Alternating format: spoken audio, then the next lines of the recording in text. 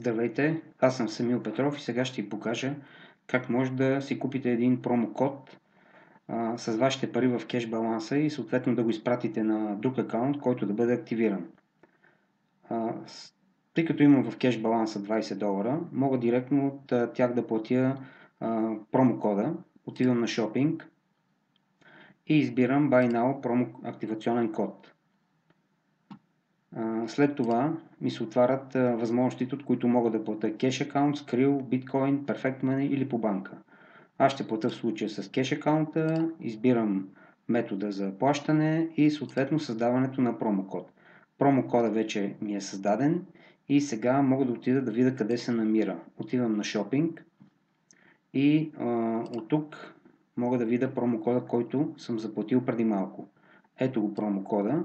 Мога този промокод да го трансферирам директно към акаунта, на който искам да бъде активиран.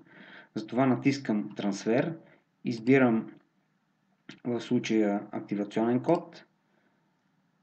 Така, чакам да се презареди страницата, след това избирам номера, на когото искам да прехвърля активационния код. Така, след това написвам количеството кодове, което искам да прехвърля, в случая един код, и най-отдолу трябва да си напиша транзакционната парола, с която искам да направя самото прехвърляне на кода.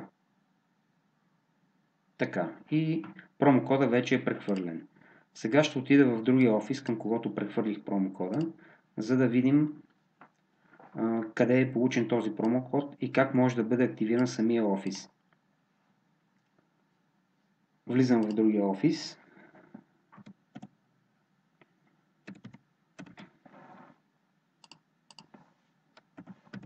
Написвам паролата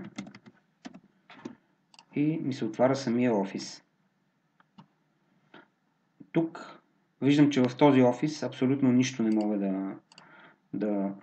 да видя по менютата, защото те не са активни, докато не се заплати активационния код от $20. Това е офис, при който само е направена безплатна регистрация и след като се регистрирате, ви се отваря само този прозорец. Единственото, което може да се види в този офис, е в моята мрежа, като се влезне, и може да видите евентуално, ако има хора регистрирани след вас.